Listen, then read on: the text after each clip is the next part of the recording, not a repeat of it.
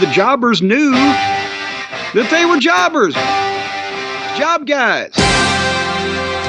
It's not a shame to be a job guy. You need job guys. The Job Guys. What the world isn't watching. What's happening, everybody?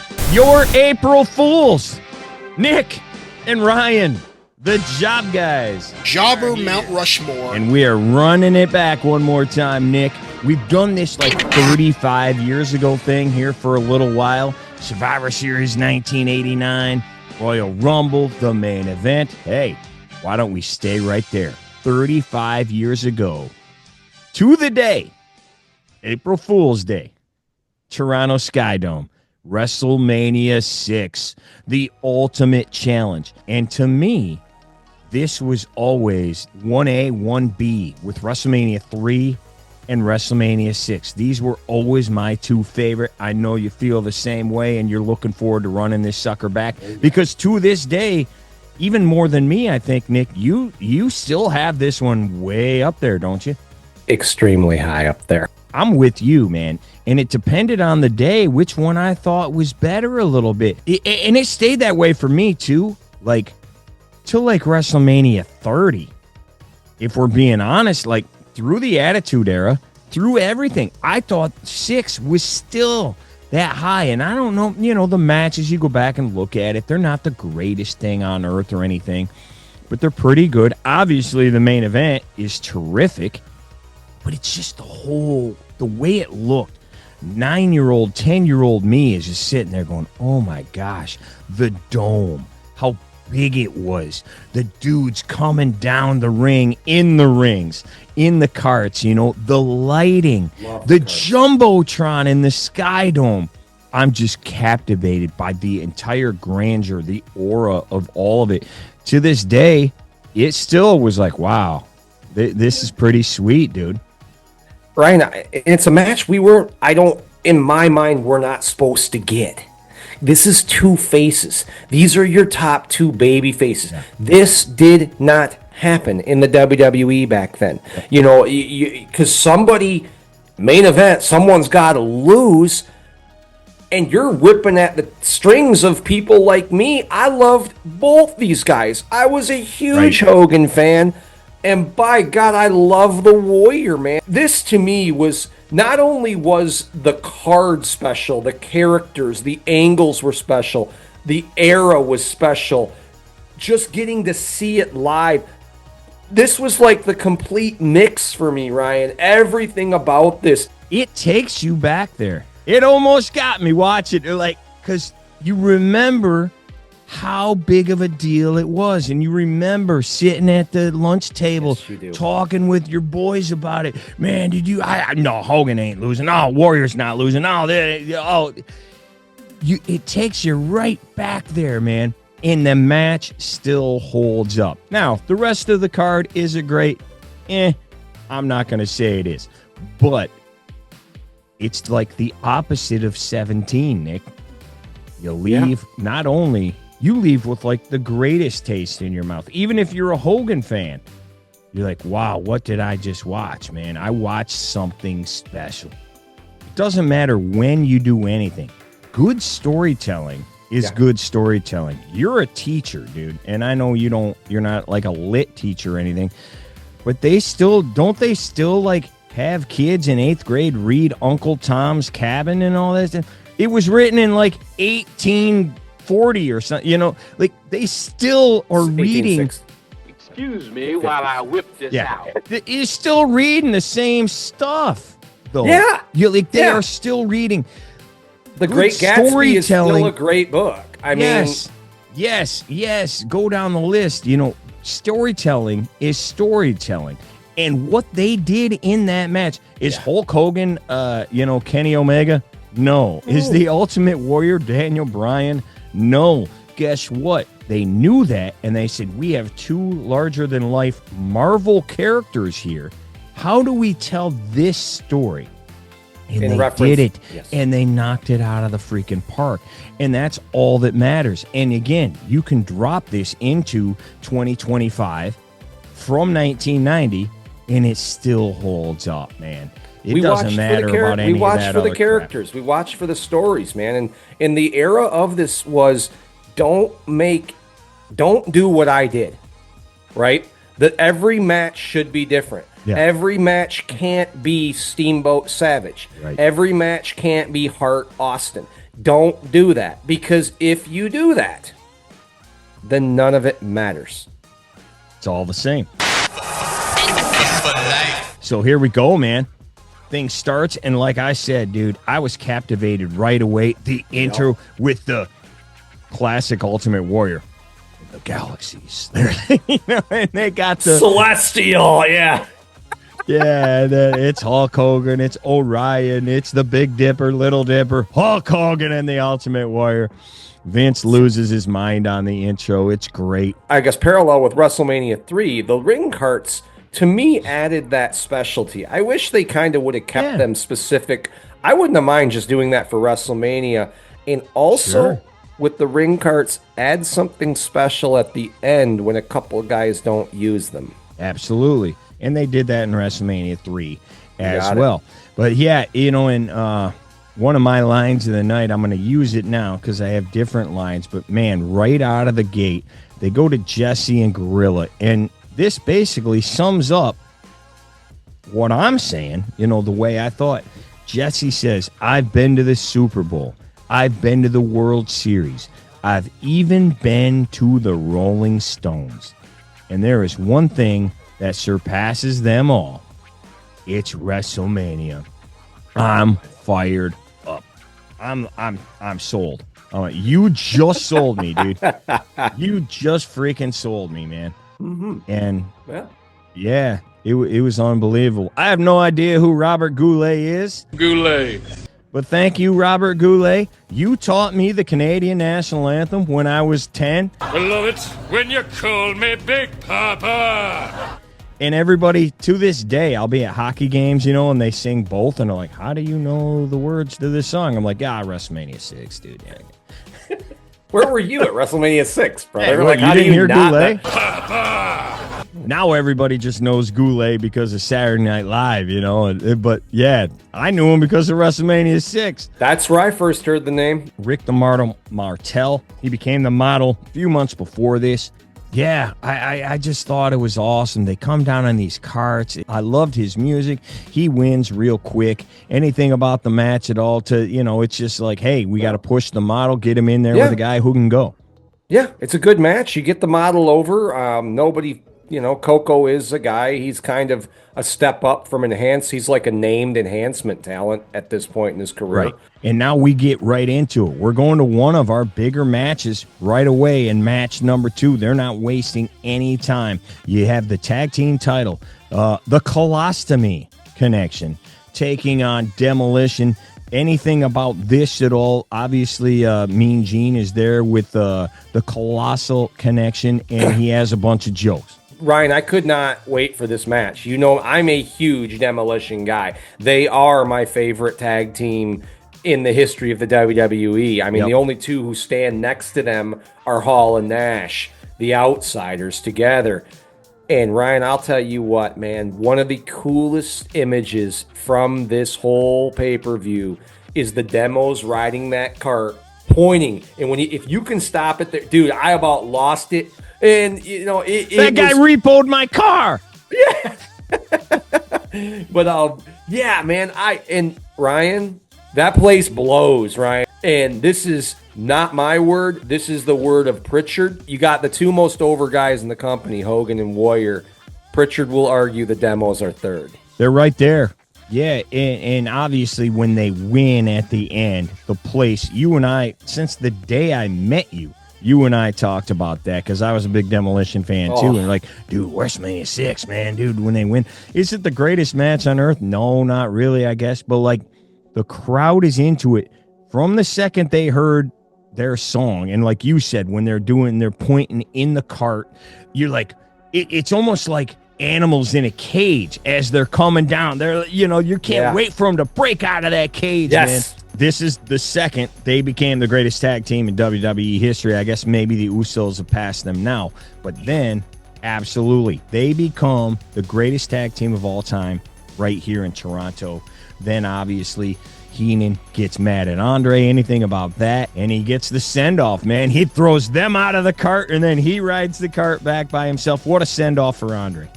The match is perfect, right? Again, I'm 11. I don't know what the word work rate means. Right. I don't know. First 2 matches, you are 100% satisfied. Boom, boom. So we go to the back. Like I said, a lot of promos here, and, I got to bring it up 35 years later. This is the one that I think sold me on the Earthquake that I always talk about.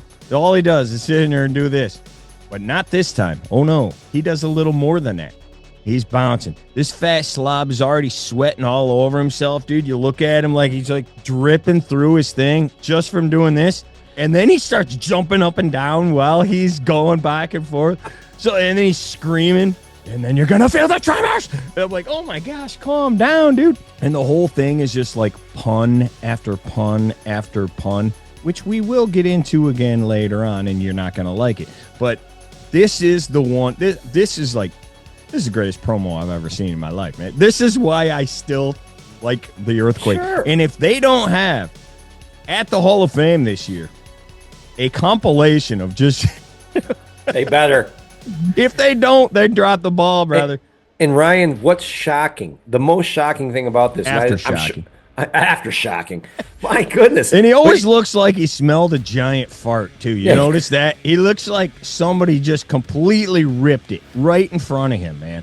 And you know what, though? And to his defense, you can't find a person that will say something negative about this guy that's worked with him. Every single person says he is the greatest dude of all time.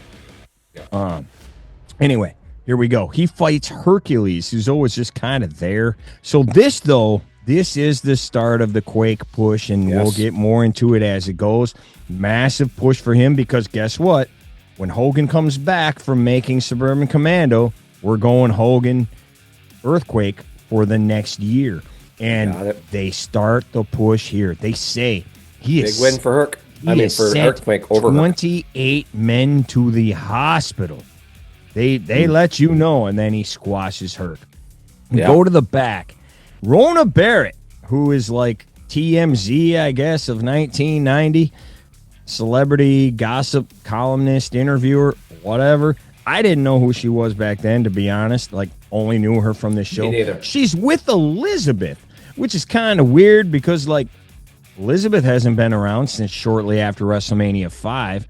And you're like, why are you here? When we say this, how she wasn't a great talker, I'll still go down and say she's probably one of the top 5 managers in the history of the business, man. No question. And she foreshadows the future here. She says she's going to, be more, if she ever comes back to the ring, she's going to be more involved. You're like, I wonder what's going to happen in, 20 minutes. I didn't put that together, though. I won't lie. No, not at 10. No, I did. At 10, I didn't. But we go to Brutus and Perfect, and the Genius is with him.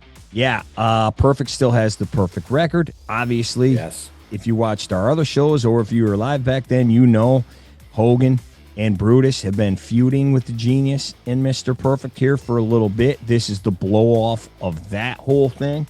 If you were not there, you don't. My brother is one of my brother's favorite wrestler, man. Was Brutus? Yeah, my brother loved the Barber, and I think a lot of the kids did because he cut people's hair, and it was funny for people, man. He cut the bad guy's hair, and he made the bad guy eat their words, or and he is massively over. Now, again, did Hogan help get him in the door? No doubt. Did Hogan help get him a push? Probably no doubt. Hogan didn't make 6 years ago. Yeah, Hogan didn't make that place erupt for him. The place goes nuts for the Barber.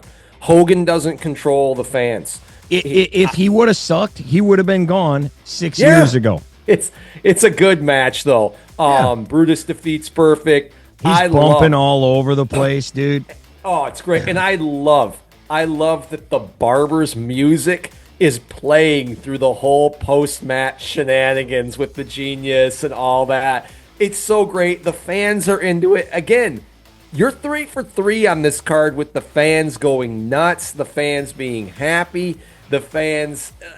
That's about to end, but yeah. Yeah, it does here. But again, the opening 3, these are great 3 matches. And the Barber, this is a big win. And for all the people like, well, let's just ruin him. Yeah, it ruined him so bad they put the IC title on, and he's more known today for the IC title champion than his perfect record, man, for a year, dude. You know, I never really thought about it like this, but since you just mentioned it, people are so mad. Like, what, is he supposed to be undefeated today, 35 years later? Like, they're so mad that Brutus beat him. Hey, dummies. You big dummy. What do you think was going to happen if Brutus didn't almost die in that parasailing accident? Then they would have been really mad because Brutus was going to win the IC title at SummerSlam 1990. Excellent question. Because it really held him down so bad, I mean, his career really sank right here in Toronto. Are you kidding me, man? No, he took off after this. Yes. And he got with Heenan. All right, so 3 for 3. Well, you want to take this, or do you? Well, I just want to say that only Hogan refuses to lose, Sloke. Only Hogan. Okay. You got 2 guys in the ring who never freaking lose. Dude, we have not spoken about this at all. I literally have, in bold, the way I make notes here, in bold, all caps, Piper versus Bad News. The very thing right under it, bullet point. People always say Hogan lies. This guy, have you ever listened to an interview with this man? He lies about everything. You're talking Piper. And that includes this whole fiasco that happened, where he paints half of his body black for whatever reason. He has completely lied about any time you've ever heard him talk. It's some kind of lie about this situation. Andre apparently stole the solution that would take this stuff off his body. And he had it on for 3 weeks after that. Do you not have a phone?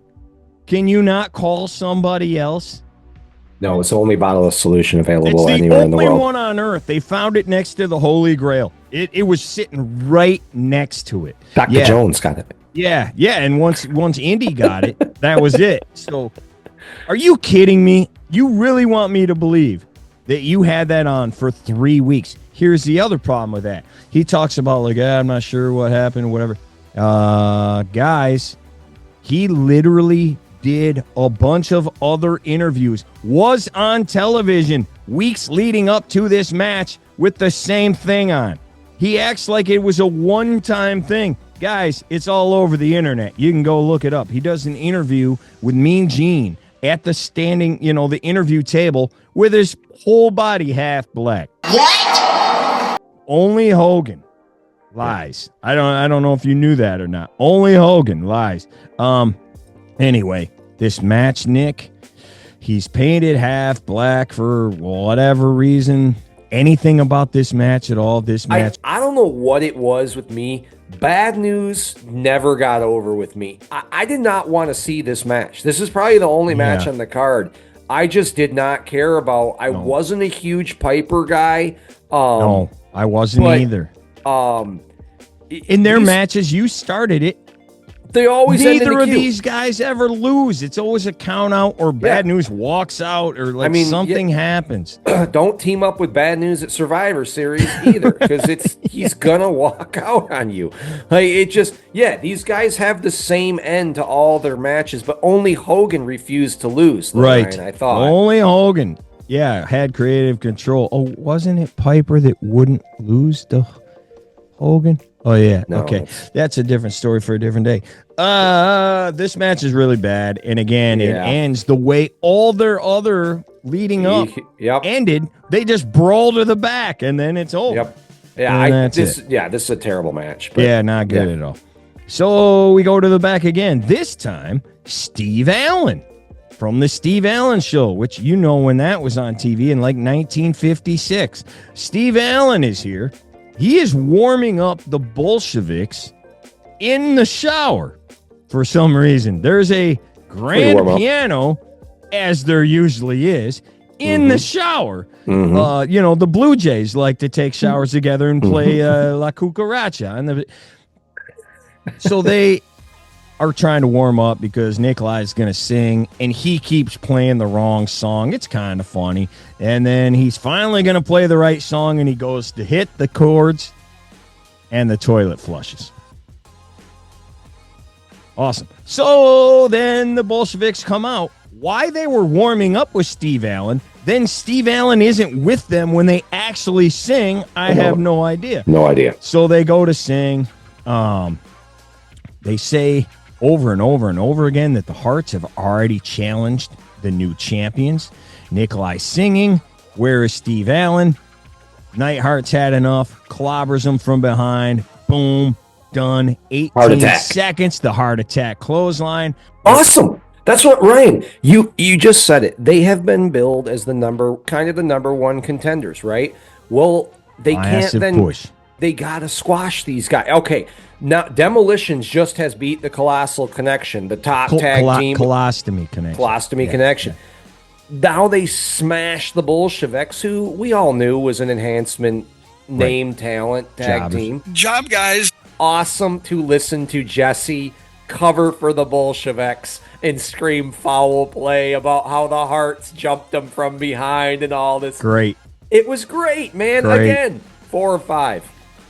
Dude, my big takeaway from this is, and I'm going to sound like a giant dork, but whatever.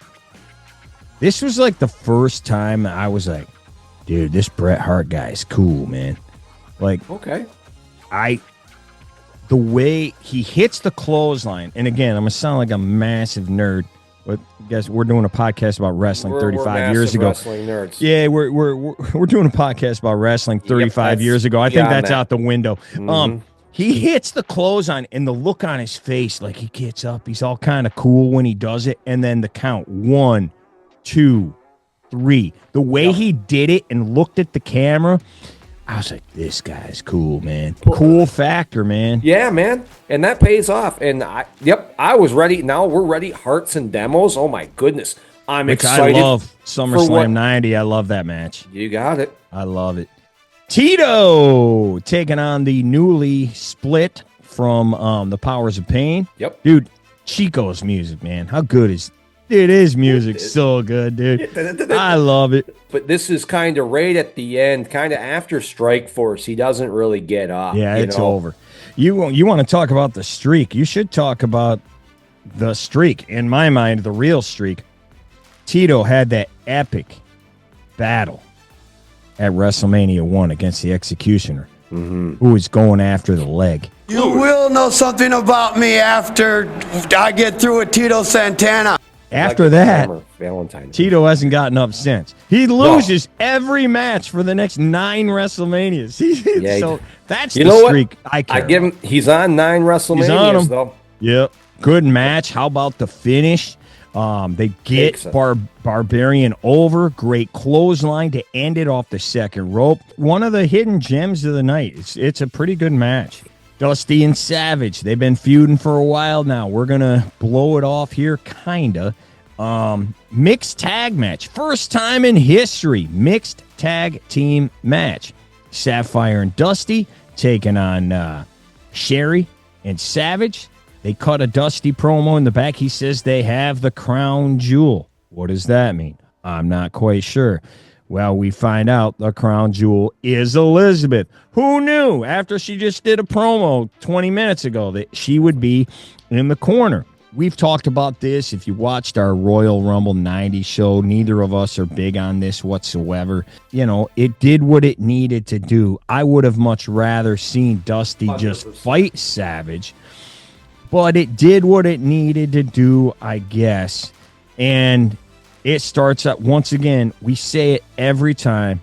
The announcing saves some of these matches that you don't care about. Gorilla and Jess are so on point.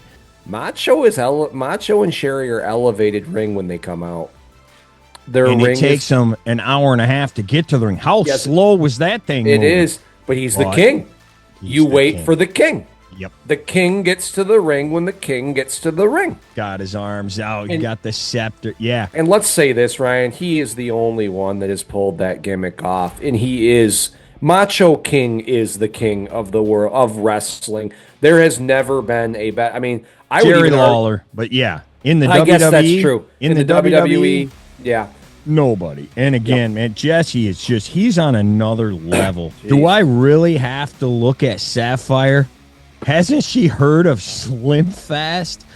Like, oh gosh, dude, how about like, she bulked up eating oatmeal and sardines? Like, oh my gosh, dude. How about when he goes nuts? He goes, any angle but that one. Any angle with that one. Move the camera. What was the intermission, which they used to have at these pay-per-views? They had a 15-minute intermission, and they would fill the time on Coliseum Video with just a bunch of interviews and stuff. Now we get it. Now we go to Hogan. Hogan goes back into the WrestleMania 3. This is where the power lies. He lets you know. And I don't remember this, Nick. Do you? He ends his promo saying, it's not whether you win or lose. It's how good of a winner or a loser you are. And then he goes, Warrior, I hope you're a good loser. But I don't remember that. So, and now looking back, he's like, he just told you, yeah, I'm losing. Yep. I'm going down tonight, brother. Warrior now. Sean Mooney. He cuts off Mooney immediately, grabs him by the shirt, and throws him. What a good guy. It's crazy how he calls him a normal and throws him and says he doesn't deserve to breathe the same air as Hogan and him. Basically references all of us as normals. Very strange.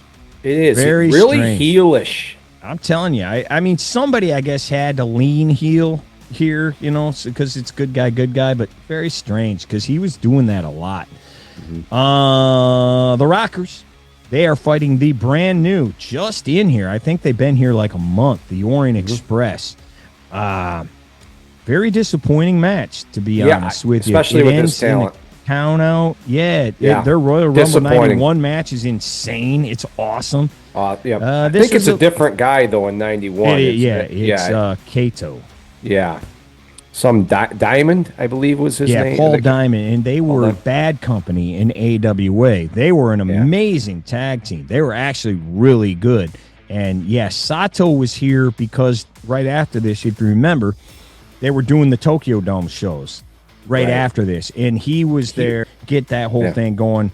And then when he left, they put Kato in there, who was just some white guy like us, and they put a mask on him. Rhythm and Blues is in the back. They have been called one of the hottest bands in the business today. Unfortunately, they aren't here. So here's Rhythm and Blues. That's what Steve Allen says. I haven't been this excited since I found out Pee Wee Herman was straight. Excuse me? Why does that make you excited? I don't know. Like, who was thinking about that? Like, I never understood that line when I was 9, and I don't understand it now. Like, what are you? Why are you excited about that? That makes sense. I think that maybe worked better in his mind. Yeah, might have. Dino Bravo, our favorite, taking on Hacksaw Jim Duggan. He's rolling out there chanting USA. Hey, dummy, you're in Toronto. And he's fighting a guy from Quebec, and everybody from Canada hates people from Quebec, so they want to be their own dang country. So very strange. Hacksaw hits him with the 2x4 for the win. Then once again, earthquake. That's what the match was for. This match was not about Bravo and Duggan, guys. And people look at the card and they're like, "What? This match is Yeah, no one wanted to see this match. The match was on the card to get the Quake over. Man, Quake, what a push for him as he's about to... Big push for the Quake. Jake the Snake is in the back. Some say, Nick, this is one of, if not, the greatest promo of all time. Your thoughts on this promo? Do you have anything? Did it stand out to you at all? It's good. to me, it was just another Jake. I think Jake's they're obviously his strongest part. His promos are his character, if you will. Is it good? Yeah, it's a really good promo. Is it the greatest thing in the wrestling industry? I don't know. Right. You know, I and again, I'll get into it more later. I don't see it, and I don't see it actually at all. And I will get into it more later. Tease ahead, skip, fast forward, or whatever. So Jake is fighting Ted DiBiase. These guys have been feuding for months and months. Jake actually got hurt, so he was gone for a while. This is the blow-off. He's got the $1 million belt. $1 million belt is on the line. Your thoughts on this? To me, another count-out, man. Well, it's like every match DiBiase has at Mania is like a count-out or something. Looking at it that way, I completely understand anybody's argument. If you look at this match individually, though, the match is not bad. Yeah. And the winner, you get the belt regardless. So you don't have to pin someone. It could be DQ. Yeah. It could be submission. So this is just a match, regardless of decision. The winner gets the $1 million belt. So to me, this match did not need, whereas I would say at 5, that was a lot more disappointing to me, again, to get the count out. The wave starts during this match, which to me is they don't care about this match. And they're taking shots of it, and the announcers won't quit talking about it. I know. Like, that the wave. And I'm like, yeah, this match stinks. I'm sorry. I don't think it's like good. It. No. See, I didn't mind it. I liked when Virgil throwing Ted back in for the win. I thought was good, man. No question. Yeah, I love Virgil doing his job. And then Jake, you get your money's worth at the end, literally. Jake gets the DDT. Then he takes the money and starts giving it to people. He gives it to Mary Tyler Moore. Yeah, so she needs it. Yeah, and they say that. I'm pretty sure she doesn't need the money. To her credit, though, she seemed like she was interested, even though they interview her later, and she has no clue about anything. She was happy and clapping, so we go to the back again. Akeem. And being older, I mean, this dude, it might be funnier than the earthquake. I mean, just watching him. And there's no way, dude, Ryan, this is funny, a rib. Man. There's no way you can tell me. I'm sorry, I don't buy what anybody says. This is a rib. Slick's song is one of the most underrated, forgotten songs in the history of the WWE. I drafted it in our song draft. And you stole it because I was going to draft it if you didn't that round. That's true. Is it Jive Soul, bro? Yes, it is. It's so good. Great. Slick is also, I didn't appreciate Slick as much as a kid. Now going back and watching him, he is awesome. The Doctor of Style. You can't underestimate how good he was. Turn out the lights. That has got to be. Yeah, that's a squash, like less than 2 minutes, I think. But it's still interesting. Fine. DiBiase wrecks the Boss Man. Big push for the Boss Man. Is he, a big push? Turned the whole thing with DiBiase. He's the one that gave the $1 million belt to Jake, because he didn't take the money. Another. So here come Rhythm and Blues. They're in the pink Cadillac with DDP, which I think everybody knows by now. I'm not sure how this happened, but holy smokes, they're actually singing. Like, you don't see people sing on the Grammys. Like, no. I think Milli Vanilli are like a thing at this point. Like, on the real shows, people aren't singing. They decide in a stadium to have 2 non-musicians sing. Makes it, I'm sorry, dude. It's hilarious. Because it's so bad. They're like a full stanza off. And you can see it too, and he blows his line. You can't hear him. He has one line. Yeah, I know. It's like he's like over here. He's like it's just a hunk of love, man. I'm sorry. I hated this as a kid. I could not wait for it to end. When I was falling out of my chair watching this, Ryan, when we watched it this week. It's rough. It's rough. It's so bad. It's like Sharknado, or it's one of those shows that you watch just for the train wreck of what you know. Like, it was like they're like, hey, don't start singing until the song's half over. Then start. Like they did it on purpose. It's so bad. Yeah, and then the Bushwhackers come out. They're dressed like what do you call it? dudes with popcorn or whatever, concession people. Concessions, and then they start roasting them because they had gotten their butts kicked a few weeks earlier by Rhythm and Blues. And so there you go. Ooh, we got one match before the main event. Ravishing Rick Rude against Jimmy Snuka, who's been back for about a year. Man, they turned him into a job guy. Yeah. And Rude goes over, this is just a quick match. Yep. Yeah, and then after this, they push, because Rude becomes the number one contender, and they start pushing him to the moon after this. And he gets a clean win, and he gets his finisher over. Again, is it a match we all wanted to see? No. Is there a purpose to it being on the card? Yes. Because Snuka does still have that name recognition. And they did it the next year with The Undertaker. That's Superfly Jimmy Snuka. He just did that too. And you kind of do the same thing here. All right, so here we go, man. This is it. This is what we all came to see. Champion versus champion. Not title for title, according to Vince. First time ever, good guy, man. Title. I mean, dude, title for title. We'd never seen this unless you're like Bob Backlund fighting Harley Race or something in like 1978. What is going to happen here? Yep. Like, this is unreal to me as a kid. I had just been cheering Hogan since 1985 that, dude, I was ready for the Warrior to take the reins, man. Yeah, I liked the Warrior, but I was still a Hogan guy.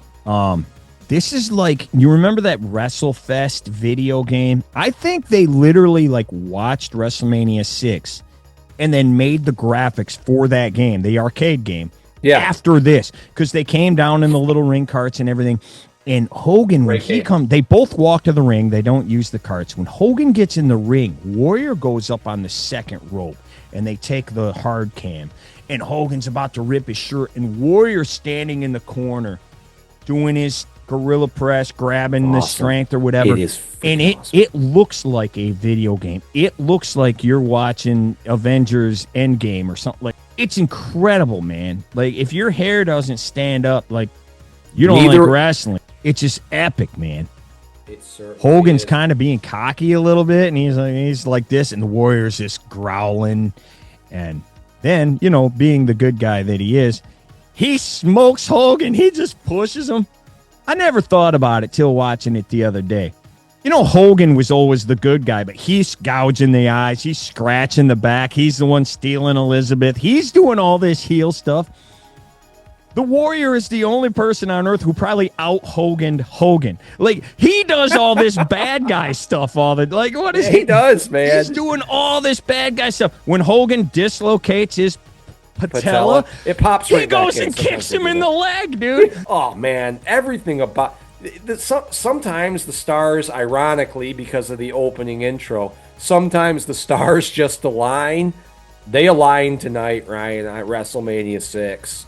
It couldn't be better, and it starts out like we said with the stare down, then the test of strengths, and everything. Pat Patterson apparently put this match together. He did a great job. Freaking brilliant.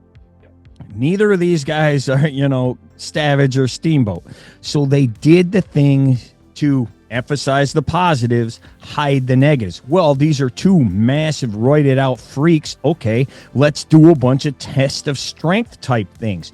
And they always end up even.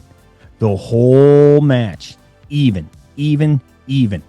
He's got him down. Then he's got him down. Then he's, they do the crisscross. He slams him. He gets up. They slam him. Everything is dead even in this match. You don't know what's going to happen until one guy makes one mistake, and then that's it. Mistake. But, dude, I and that's how a great fight should be. A great story should be. Yes. It's that one mistake. They made Magic. French wine out of freaking lemonades, if you will. I don't think anybody know the Warrior. This is his greatest match. This is the Ultimate Warrior's greatest match. And that's like not really saying too much, but yes, it's actually a great match. You don't even need to say the Warrior's greatest match. It's just a great match. It's one of the top 10 still, if not 5 or higher, main events ever. I thought it was over when Hulk hulked up. Because you've never seen it not be. That was, as a little kid, I was a Warrior, and I wasn't like gonna be mad because like I've never cheered against Hogan. I don't care whether face or heel. There's certain wrestlers I just don't cheer against. Scott Hall, Roman Reigns. Like there's certain wrestlers I just don't cheer against. Orange Cassidy. The other way, I always cheer against. But this. I was just like, as soon as he hulked up, I can see myself on like I said, on the couch of my cousin's dad's brother's room in the living room, and I can see myself with my hands like here it comes, like dang it, I'll be okay, but gosh, I really want. And then it didn't happen.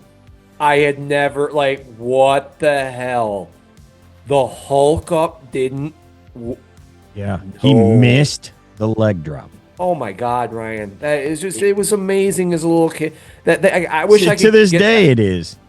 I wish I could. This is the feeling I want, and I want people to have today. I want that to understand the reason the golden era was so freaking good. Were moments like that, man, that just took. Just a moment in time. I don't know how to explain it, Ryan. It just a few months before this, people wanted Mr. Perfect to win the Royal Rumble. They wanted him to beat Hogan. You hear people like, I cannot believe that Razor Ramon or Piper or Rick Rude or Mr. Perfect, DiBiase, never had the belt. When? That's why this worked. If Hogan had not been undefeated for however long, if he lost like Ric Flair did all the time, this moment is gone. Yes. This moment is absolutely gone. If he was a 35-time champ or lost or whatever, that's what made the Warrior big. I can still see the big screen. I can still see the living room we sat in. I'd only been there once in my lifetime. And I can see everything about that room and remember my feelings on that day, man. So he misses the leg drop. Warrior hits the splash. 1, 2, 3. And everybody's like, oh, Hogan had to put himself over and kicked out at 3.1. Oh, you mean late? He kicked out after 3. Oh, so late? Yeah. Good argument, idiots. The way it ends is just amazing. Hogan hands him the belt, literally passes him the torch, and then once again, the whole grandeur of the whole thing. Warrior has both belts. We've never seen anything like that before. Fireworks going off inside Nick. Now, we see that every Monday. No big deal. Right. In 1990, fireworks indoors, it was amazing, man. It stands the test of time. It certainly does. Gorilla says the Hulkster has just taken one more step toward immortality. And then Jesse, in what Bruce says was a scripted line, I do believe Hulkamania will live forever. And he says, absolutely. There we go. That's how we end it. Anything else before we get to this final run back? Let's run it back, Ryan, because I let it happen.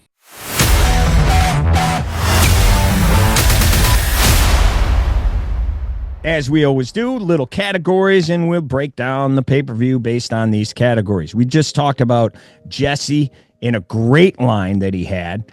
Let's go first. Funniest moment of the night.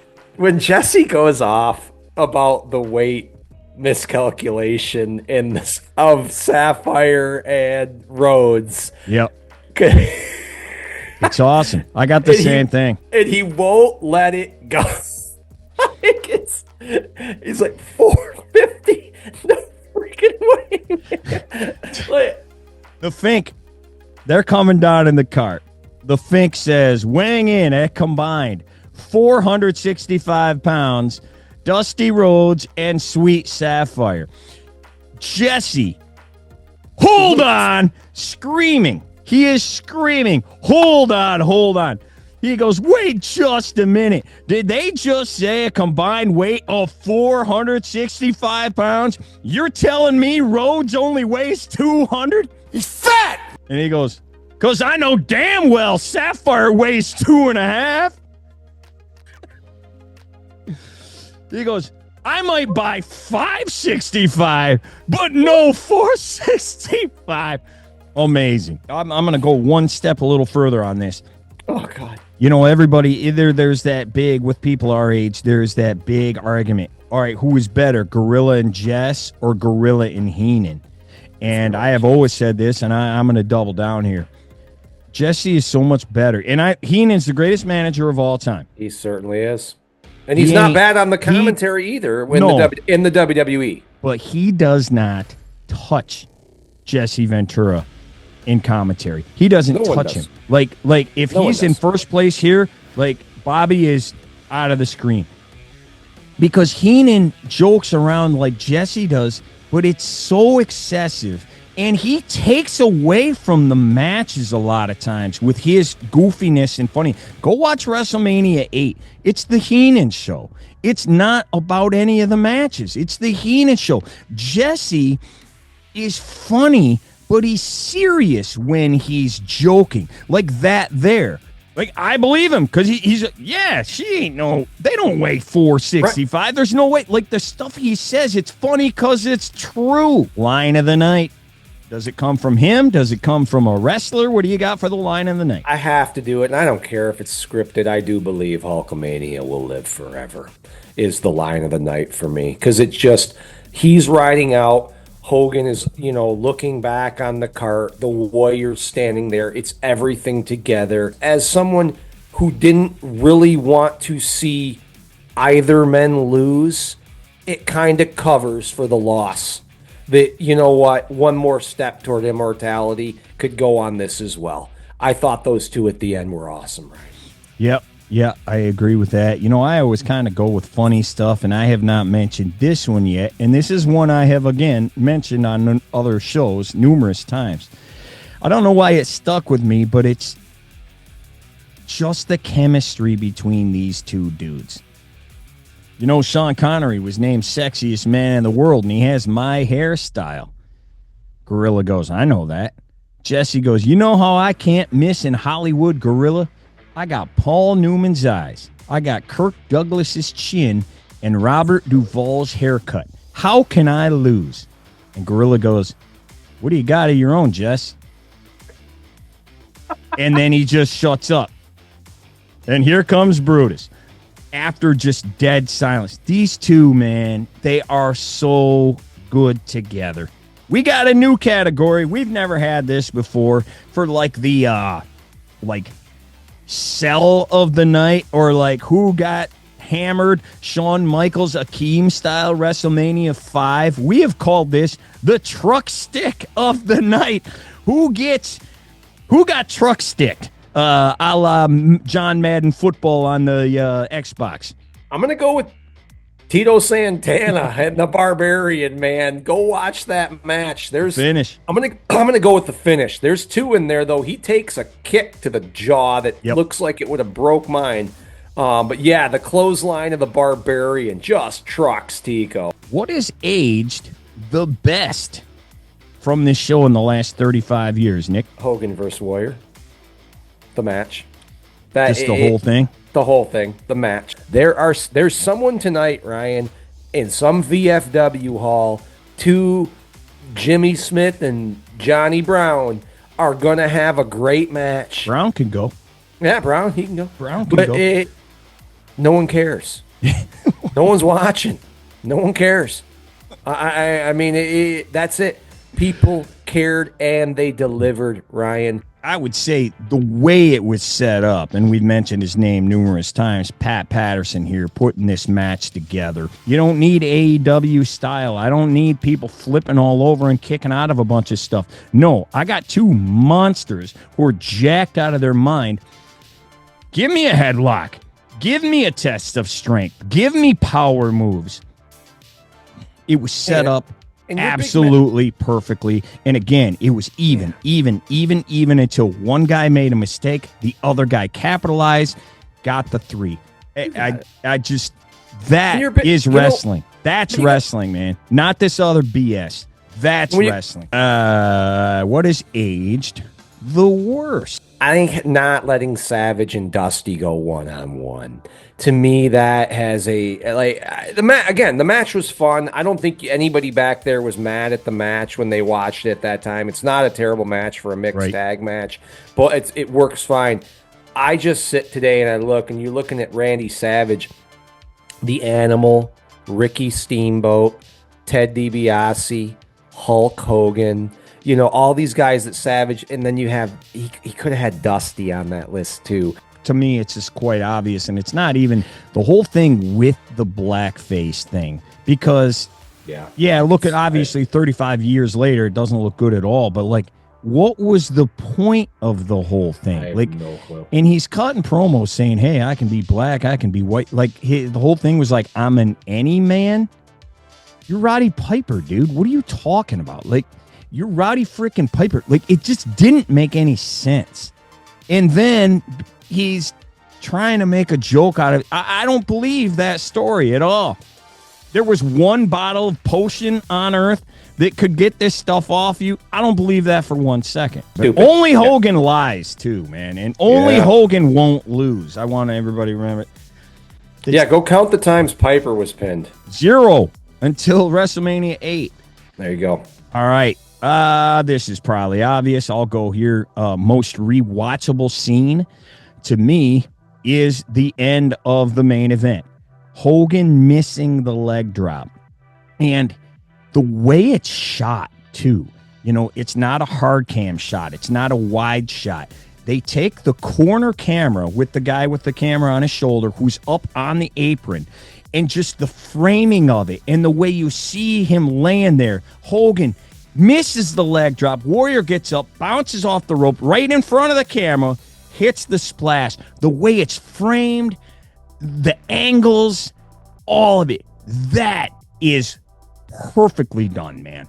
It's perfectly done. Since you said that, I'm going to choose something a little different here, and this is personal to me. End of the demolition match. The demo's entering. I got actually. that. Oh, the demo's coming in on the cart, pointing at him. I can. Their music. Here comes the axe. Here comes the. I'm sitting. A couple days. I'm getting goosebumps watching it, Ryan. Like the demos. Match of the night. Obvious. I mean, do we need to cover it? We don't need to talk Hogan about that. Worst match of the night. There are a few. I think we've already hinted at it Piper a bad little bit. news. Yeah. Piper bad news. Fucking thing sucks. You got a nitpick of this card that you think is one of the greatest manias of all time still to this day. Yeah, I go back again. I'm sorry I'm going to harp on it. Savage? Dusty should have been one-on-one with Savage. The celebrities. What is the average age of these people in 1990? As a kid, I didn't know who the hell they were. Mary Tyler Moore show was on in the 70s. In Dick Van Dyke and what that was like in the 60s and 70s. Rona Barrett looks like she's 100. Steve Allen was a talk show host in like when TV started. Like he is the original Johnny Carson. Why are these? Is it a Vince thing? He's like, oh, these people are great. I'm like, they're all 1,000. You think they had the younger crowd with the angles, the wrestlers and the guys, and maybe these were for the older crowd or something? I guess.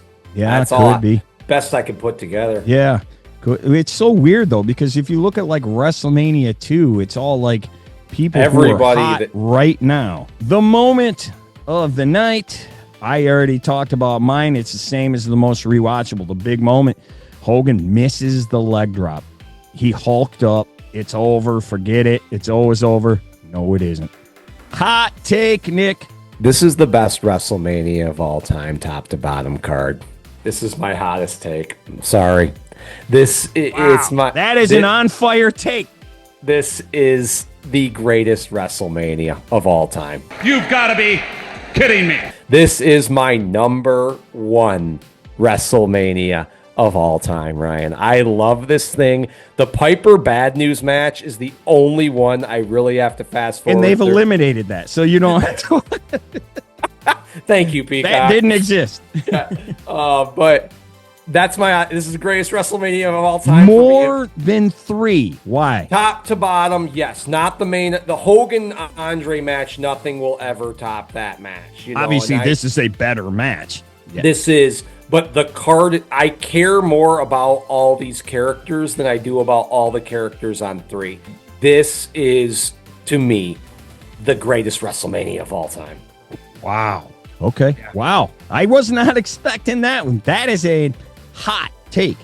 And I'm gonna contradict myself because I love interviews before the matches. Now we don't have it. We've got the movie trailers before every match. I love the backstage interviews before the guys come out. But, and again, something else I have said on this show before, and I think it's true 1,000%. The interviews, once Dick Ebersol took over and started scripting the interviews, they suck. And I think they suck on this. I think that Jake the Snake interview that everybody thinks is the greatest thing ever, I think it stinks. That's right, it stinks! I think they all suck. There are so many puns. So many puns. And don't tell me it's not scripted, because then afterward, like the Jake one, Mean Gene said something like, whoever Longfellow couldn't have said it better. He didn't come up with that off the top of his head. He did not, because he played right into what Jake had said earlier about, I don't even now remember the line. He said, wallowing in the muck of Everest. Longfellow couldn't have said it better. They just came up with that? You're a complete idiot if you think they just came up with that. There's no freaking way. The earthquake with all his puns about earthquakes. The whole colostomy connection thing. It was all poop jokes. That whole thing. Like, the constant puns. And if you go back and watch, starting at like 1986, and then especially these Manias, they're all scripted. And I don't think they're good. Ha ha ha, get it? You hear it? I made a poop joke. Like, Bolsheviks in the bathroom, the toilet flush. Diarrhea. 2 more. Who won the night? Did the Ultimate Warrior win the night? Yeah, to me, Ultimate Warrior did win the night. The legacy of this pay-per-view is what? This is the last great WrestleMania for a very long time, Ryan. Yeah. I'm trying to think when the next great one happens. 17, maybe? Maybe, I guess. To me, I don't think that. I'm not a big fan of 17. Right. Just, the ending is to me. Yeah, no question.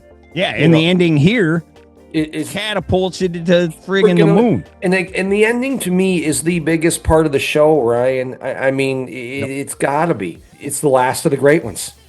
I kind of have the same thing. I mean, I got arguably the biggest match and the greatest main event in WrestleMania history until the Attitude Era, and that depends on who you talk to. If you talk to us, like I said, a lot of people love 17.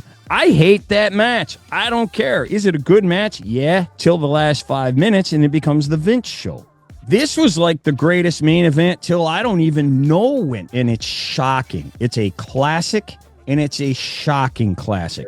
Not one person on earth thought this was going to be a very good match, and it turned out to not only be a great match, it's one we still are talking about 35 years later. Hogan loses, passes the torch. It's legendary, man. I'm going to go watch it again right now. The greatest WrestleMania of all time, according to Nitro Nick. We love doing these shows. Thanks for watching. Please hit like. Please hit subscribe. If you could share the thing, that'd be cool. Hopefully other people get to see this, and then they can throw things at their TV screen too when we come on. That would be awesome. My hate mail is going to be through the roof. But yeah, thanks for having me. I've had a great time, man. You got it, man. And we will have more WrestleMania content as we lead up to WrestleMania 41. Thanks, everybody. Thank Job, you. guys. Out. You smell something? It's us, because we're the stuff.